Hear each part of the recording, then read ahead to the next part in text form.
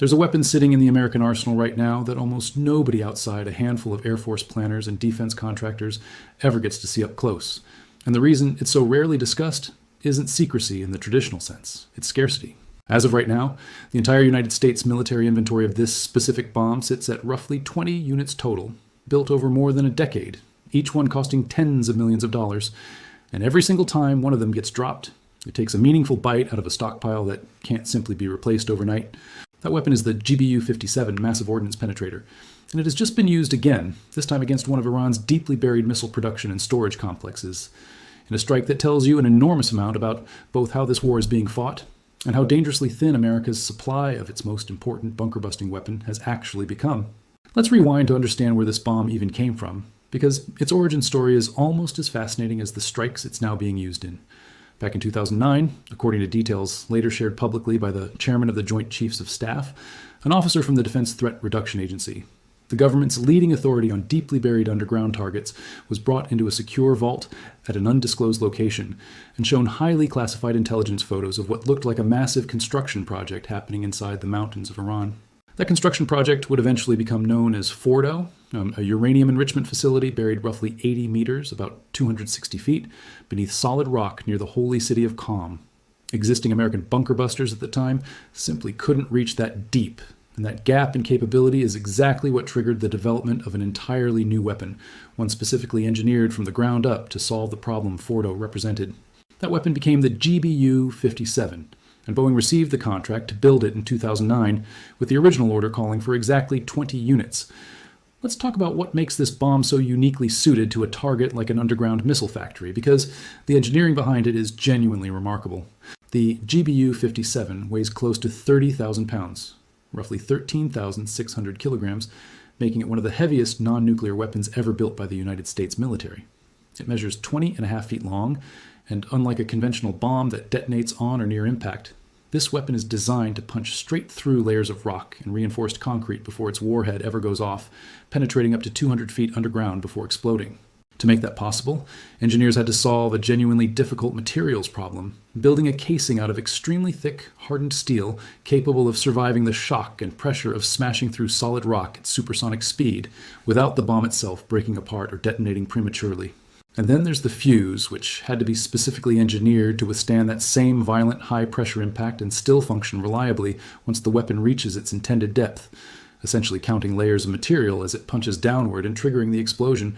Only once it's confirmed it has reached the specific chamber or void it was aimed at. That's an entirely different kind of engineering challenge than building a bomb meant to explode on the surface, and it's a big part of why this weapon took years to develop, and why there's still, to this day, only one aircraft in the entire American arsenal cleared to carry it, the B-2 Spirit stealth bomber, which can haul exactly 2 of these weapons per sortie. The first time this weapon was ever used in actual combat came back in June of last year, in a mission that became known as Operation Midnight Hammer. 7 B-2 bombers flew out of Whiteman Air Force Base in Missouri on an 18-hour round-trip mission, dropping 14 GBU-57 bombs total against Iran's most hardened nuclear infrastructure, 12 of them landing on Fordo, and the remaining 2 striking an underground portion of the Natanz facility, while a separate target at Isfahan was hit using Tomahawk cruise missiles launched from a submarine instead. Think about that number for a second in the context of what we just talked about. The entire American stockpile at that point sat at roughly 20 bombs, and a single mission used 14 of them in one night. That's not a minor dent in the inventory. That's the majority of the entire arsenal expended in a single operation, against a single country, on a single night. And that's exactly the detail that set off alarm bells inside the Pentagon and among defense analysts once the dust settled and people started doing the math on what remained. Fast forward to this year, and the war entered an entirely new and far more sustained phase.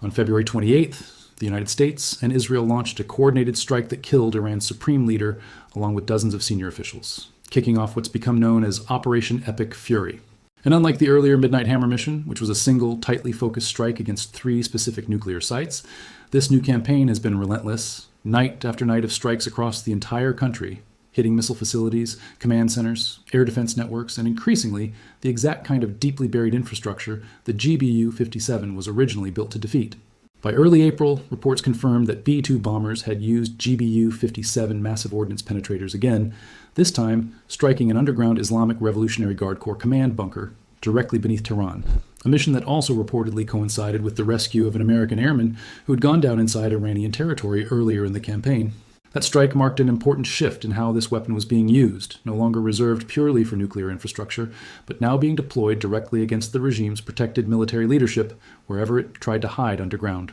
And then in March, satellite imagery captured something that immediately caught the attention of analysts tracking this war closely. A facility known as Talagan 2, located near Parshin, showed 3 distinct, precise impact points consistent with exactly the kind of deep penetration strike the GBU-57 is built to deliver. This particular site had a history worth understanding because it was reportedly connected to Iran's covert nuclear weapons research program from the 2000s, used specifically to develop advanced explosives and conduct sensitive experiments as part of a project that had gone quiet for years before recent satellite imagery showed the facility being actively reinforced. In the months leading up to the current conflict, Talagan 2 had been encased in a fresh concrete shell and then covered over with additional layers of soil, a level of hardening that experts say strongly suggested Iran anticipated exactly this kind of threat and was trying to build enough protective depth to survive it. Whatever they built clearly wasn't enough, because the imagery afterward showed the same kind of precise, high-confidence damage pattern seen at Fordow and Natanz the year before. If you're finding this breakdown genuinely useful for understanding the technology and the strategy behind these strikes, take a second to hit like and drop a comment on which detail surprised you most, because the scarcity angle of this particular weapon is honestly one of the most underreported parts of this entire war. Now let's talk specifically about the missile factory angle, because this is where the campaign has expanded in a direction that goes well beyond simply targeting nuclear infrastructure. Reports from March described a dramatic escalation in which the United States and Israel struck Iran with an entire mix of rare, heavy ordnance in a single wave, including the GBU-43 Moab, a 21,715-pound conventional bomb, alongside the GBU-57 itself, and BLU-109 bunker buster warheads delivered by B-1 Lancers, all aimed at underground nuclear storage, a data center, banking infrastructure, and critically, missile production factories buried beneath Iranian soil. That combination of targets tells you something important about how American planners are thinking about this war. It's not just about eliminating weapons Iran already has stockpiled. It's about eliminating the actual industrial capacity to build more of them in the first place. A missile site can be restocked if the factory producing the missiles is still standing somewhere deep underground. Take out the factory itself, and you're not just destroying inventory, you're destroying the entire production pipeline that would otherwise keep refilling that inventory indefinitely. Understanding why Iran built these facilities so deep in the first place tells you a lot about the strategic thinking on both sides of this fight. Iran has spent literally decades constructing what military analysts have come to call missile cities, entire underground complexes carved into the Zagros Mountains and protected by hundreds of meters of natural rock, combined with additional layers of reinforced concrete. These facilities weren't built as an afterthought. They were built specifically with the expectation that conventional airstrikes, even sustained ones, simply wouldn't be able to reach deep enough to destroy what's stored inside. And for most of the American arsenal, that expectation was actually correct. Standard precision-guided bombs, even the heaviest ones in general circulation, simply don't have the mass or the structural integrity needed to punch through hundreds of meters of solid rock and still have enough energy left to destroy whatever's waiting in the chamber underneath. That's precisely the gap the GBU-57 was purpose-built to close, and it's why, even with an inventory as thin as 20 units, this specific weapon keeps getting called back into service every single time American planners identify a target that nothing else in the arsenal can actually reach. It's worth understanding the testing history behind this weapon too, because it tells you just how much engineering effort went into getting it right before it was ever used against a real target. The very first test explosion of the Massive Ordnance Penetrator took place back in March of 2007, conducted underground in a tunnel at the White Sands Missile Range in New Mexico, under the supervision of the Defense Threat Reduction Agency, the same organization that had originally identified the need for this weapon in the first place. Over the following few years, additional test drops were carried out using B-52 Stratofortress bombers at that same range, refining the guidance system, the fuse timing, and the structural integrity of the casing long before the weapon was ever cleared for combat use. That's nearly 2 decades of development, testing, and refinement between the moment someone first sketched out the requirement on paper and the moment the weapon actually got used in anger against Fordow. Very few weapon systems in the American arsenal have that long a gestation period, and it tells you something about just how difficult the underlying engineering problem actually was, punching a hole 200 feet into solid rock and reinforced concrete without the weapon itself disintegrating on the way down is simply not something you solve quickly, even with the full resources of the American defense industrial base behind the effort. And the world took notice the moment this weapon finally saw combat. Military analysts in China, a country widely believed to maintain the most extensive underground bunker network on the planet, reportedly studied the Fordo strikes extremely closely, praising the technical success of the B-2's long-range stealth delivery while also pointing out real limitations in how effective the bomb actually was against the very deepest of Iran's facilities. That reaction matters far beyond simple professional curiosity, because China has spent years developing its own bunker-busting capabilities, partly with an eye toward potential future scenarios involving deeply fortified mountain facilities elsewhere in the region. Watching how the GBU-57 actually performed under real combat conditions, rather than in a controlled test environment back in New Mexico, gave military planners around the world their first genuine data set on how this entire category of weapon holds up against the kind of extreme depth and reinforcement modern nations have started building specifically to defeat it. Let's talk about why Iran's missiles are so difficult to permanently eliminate even when individual storage sites get destroyed, because it adds important context to why the factory itself became such a high priority target. A significant portion of Iran's missile arsenal uses solid fuel composites, rather than older liquid fuel designs. And solid-fueled missiles have a major tactical advantage. They can be fired far more quickly than liquid-fueled systems, which typically require a lengthy, vulnerable fueling process right before launch. Iran also relies heavily on mobile transporter erector launchers, essentially large trucks that can carry a missile to a launch position, fire it, and then disappear back into cover within minutes, making them extraordinarily difficult targets to catch out in the open. Combine mobile launchers with deeply buried, hardened storage and production facilities, and you get a missile force that's remarkably resilient against anything short of a sustained, comprehensive campaign specifically designed to attack every single layer of that system at once. The launchers, the storage bunkers, and now, increasingly, the production facilities that keep the entire pipeline supplied in the first place. Now here's where the story takes a genuinely alarming turn from a purely military logistics standpoint, because the scarcity of the GBU-57 has become a real operational problem, not just an interesting historical footnote. After the 14 bombs used during Midnight Hammer last year, the Air Force moved quickly to try replenishing the stockpile, awarding a contract worth more than $100 million to Boeing, specifically to produce new tail kits and other critical components needed to rebuild the inventory back up. But here's the problem, and it's a problem that goes well beyond simple manufacturing capacity. Boeing owns the intellectual property for the bomb's critical tail kit guidance system, the component that actually steers the weapon accurately onto its target during that final violent plunge through rock and concrete. That ownership creates what defense analysts describe as a vendor lock, a situation where the government simply cannot turn to a second manufacturer to speed up production or work around supply bottlenecks, because nobody else legally has access to the specific engineering behind that guidance system. To meet even the most urgent replenishment needs after this year's strikes, the Air Force reportedly had to reverse engineer one particular component by borrowing design elements from an entirely different weapons program, the Army Tactical Missile System, just to keep the production line moving at all. And the timeline on all of this is where things get genuinely concerning if you're the person responsible for planning how this war continues from here. Despite that urgent contract, despite the reverse engineering workarounds, actual replenishment deliveries of new GBU-57 bombs aren't expected to begin until 2028.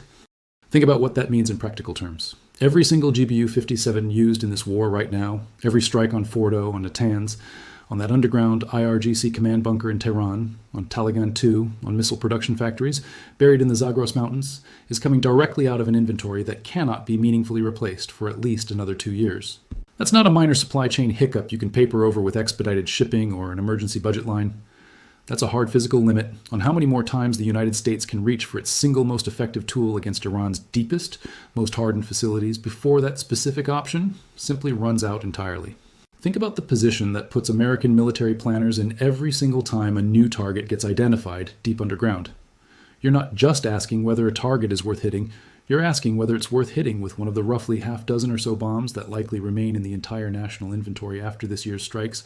knowing full well that using it here means it's not available for whatever might turn out to be an even more critical target somewhere else down the line. That's an extraordinarily difficult calculation to make in the middle of an active, ongoing war, where new intelligence about hardened facilities keeps surfacing on what feels like a weekly basis. Every strike becomes a bet, not just on whether the target is worth destroying, but on whether it's worth spending an irreplaceable piece of a stockpile that won't see meaningful replenishment for years. It's almost like being handed the last few bullets for an incredibly specialized weapon in the middle of an ongoing fight, one that only works against a very specific kind of target and cannot be reloaded no matter how urgently you might need more. Every other weapon in the American arsenal, cruise missiles, conventional bombs, even other bunker busters like the BLU-109, exists in numbers that run into the thousands, weapons that can be manufactured on an ongoing production line and replenished within months rather than years. The GBU-57 breaks that entire pattern. It's not a mass-produced munition sitting in some sprawling depot waiting to be loaded onto the next available aircraft. It's closer to a handful of custom-built, extraordinarily specialized tools, each one representing years of manufacturing lead time, and every single decision to use, one carries the weight of knowing exactly how few are left sitting behind it in reserve. There's also a fascinating strategic signaling dimension to all of this that's worth thinking through, because Iran's own military planners are almost certainly doing exactly the same math American planners are doing, just from the opposite direction. If Tehran's intelligence services have any accurate sense of how thin the American GBU-57 inventory has become, and given how openly this shortage has been reported in defense publications, it would be surprising if they didn't, that knowledge fundamentally changes how Iran thinks about which of its remaining hardened facilities are actually still safe. A facility buried deep enough that only a GBU-57 could realistically destroy it isn't automatically safe anymore, but it might be safe enough that Iranian commanders are betting American planners will save their remaining handful of these weapons for an even higher priority target elsewhere. That's a genuinely dangerous game of chicken to be playing in the middle of an active war, both sides making assumptions about how scarce a specific weapon actually is and how that scarcity will shape targeting decisions in the weeks ahead. Let's do the honesty check here too, because it matters just as much with this story as it has throughout every other part of this war. Even with the GBU-57 successfully striking Fordow, Natanz, the Tehran command bunker, Taliban II, and now missile production facilities buried beneath the Zagros Mountains, that does not mean Iran's underground infrastructure has been comprehensively eliminated. Independent assessments conducted after the original Midnight Hammer strikes found that while the attacks did cause severe damage and significantly set back Iran's timeline for building a deliverable nuclear weapon, the country's broader capacity to eventually reconstitute portions of its program hadn't necessarily been eliminated entirely, particularly given how much of the underlying expertise and material dispersal had already happened well before the strikes occurred. The same logic almost certainly applies to the missile production complexes being targeted now. A single set of precise impact points, however devastating in the moment, tells you a facility has been hit hard. Not necessarily that everything inside it, including personnel, equipment that had already been relocated, or redundant production capacity built elsewhere specifically to survive exactly this kind of attack, has been permanently destroyed. Iran has spent decades building this program with survivability as a core design principle, and a handful of strikes, however precise and however powerful the weapon involved, rarely erases decades of deliberately engineered redundancy in a single night. It's also worth remembering that a missile production facility, unlike a single storage bunker packed with finished weapons, is fundamentally a manufacturing process rather than a static stockpile. Manufacturing processes depend on specialized equipment, trained technicians, and supply chains for raw materials, all of which can potentially be dispersed, hidden, or partially relocated even after a primary facility has been identified and struck. Destroying one factory complex, even with a weapon as devastating as the GBU-57, doesn't automatically mean the underlying expertise and equipment that built it can't eventually be reconstituted somewhere else, especially in a country that has spent this many years anticipating exactly this kind of sustained pressure campaign and planning its industrial base accordingly. That doesn't diminish how significant these strikes are, but it does mean the actual long-term impact on Iran's missile production capacity will likely take months or even years of follow-up intelligence to fully assess, rather than being something that can be confidently declared finished the moment the smoke clears from a single strike. But here's why the scarcity of this specific weapon still matters enormously for how the rest of this war is likely to play out, regardless of exactly how much damage each individual strike actually achieved. Every time American commanders reach for the GBU-57, they're making a public statement about priority, about which targets matter enough to justify spending down an irreplaceable stockpile.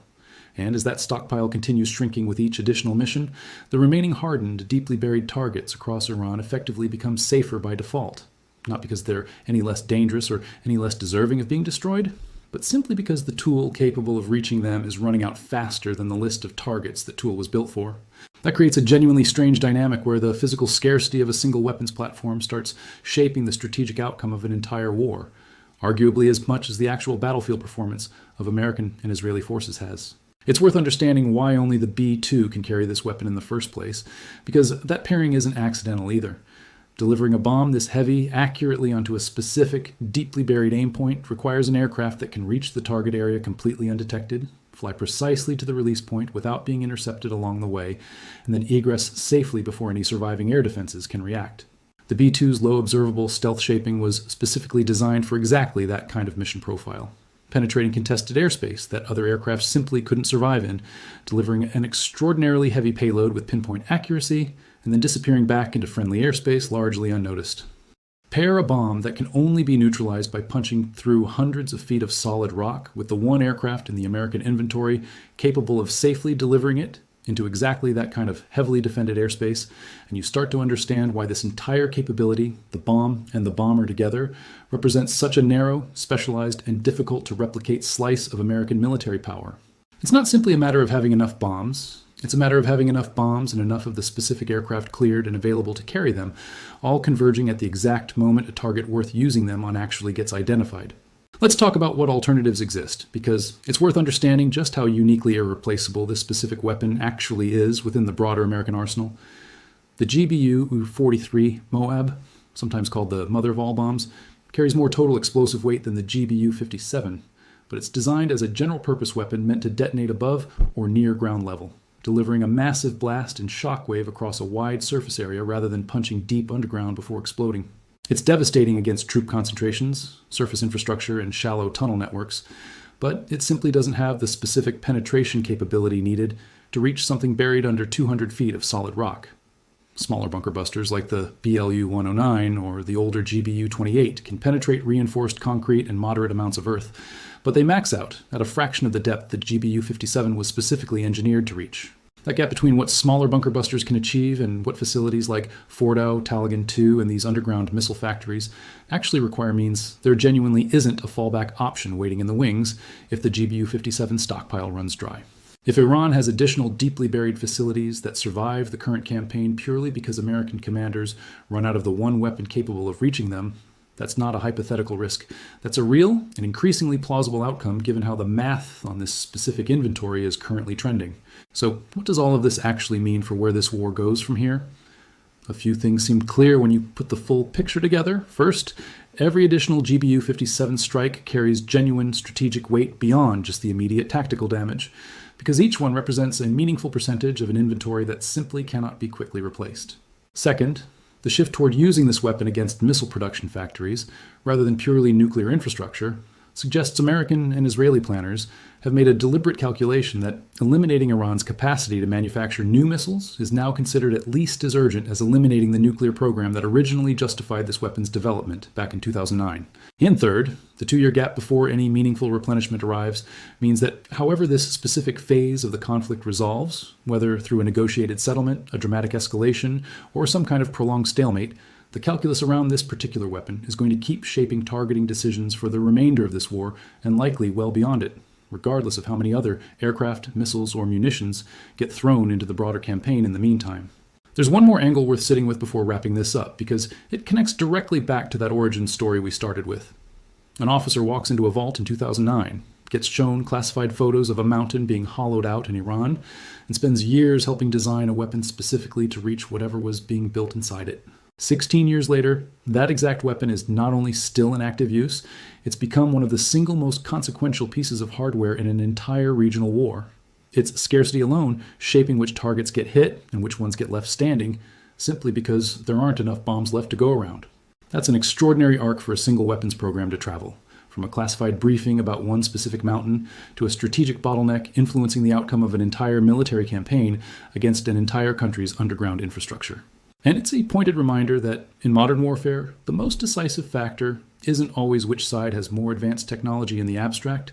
It's often something far more mundane and far less glamorous, whether the specific, highly specialized tool needed for a specific, highly specialized job actually exists in sufficient quantity when the moment finally arrives to use it. And that's ultimately the part of this story that deserves far more attention than it's currently getting. Every headline about this war tends to focus on the dramatic footage, the explosions, the destroyed bunkers, the toppled command centers. But sitting quietly underneath all of that drama is a much simpler and, in some ways, far more consequential story. A fixed, tiny number written down in a contract back in 2009, a number that has barely moved since, now directly shaping which of Iran's most dangerous facilities survive this war and which ones don't. Not based purely on how important they are, but based on how many of one very specific, very expensive, very hard to replace bomb happen to still be sitting in inventory when the order finally comes down to use one. Let me know what you think happens next in the comments, because this genuinely raises questions worth debating. Do you think American and Israeli commanders should keep spending down this scarce inventory on missile factories and command bunkers, betting that Iran's remaining nuclear-related sites can wait? Or do you think that priority should be reversed, given how the entire weapon was originally developed specifically with facilities like Fordow in mind? Do you think the 2-year gap before replenishment arrives ends up shaping when and how this war actually concludes, with either side calculating around that specific deadline? And do you think Iran's own planners are already adjusting their strategy, based on an assumption that the American GBU-57 stockpile is running dangerously low, potentially betting on exactly that scarcity to protect whatever hardened facilities are still standing? Drop your thoughts below, because this is exactly the kind of technical, logistics-driven question that rarely gets the attention it deserves in mainstream coverage of this war, even though it might end up mattering just as much as any single battlefield outcome, and it's the kind of story that only really comes into focus once you look past the explosions and start counting what's actually left in the warehouse. If this breakdown helped you understand why a single, rarely discussed bomb sitting at roughly 20 total units might be quietly shaping the entire trajectory of this war, go ahead and share it with someone who's been following the headlines but hasn't seen this particular angle laid out in detail. And make sure you're subscribed, because between the missile factory strikes, the shrinking stockpile, and whatever target gets identified next as this campaign continues grinding forward, this story is evolving fast. And the next chapter in the story of this remarkable, scarce, and increasingly consequential weapon is probably going to arrive a lot sooner than most people watching from the outside currently expect. 20 bombs, 1 aircraft cleared to carry them, and an entire war's worth of hardened, deeply buried targets still waiting underneath the mountains of Iran. That's the quiet arithmetic sitting behind every dramatic strike video this conflict keeps producing, and it's an equation that's going to keep mattering long after the current wave of headlines has already moved on to whatever comes next.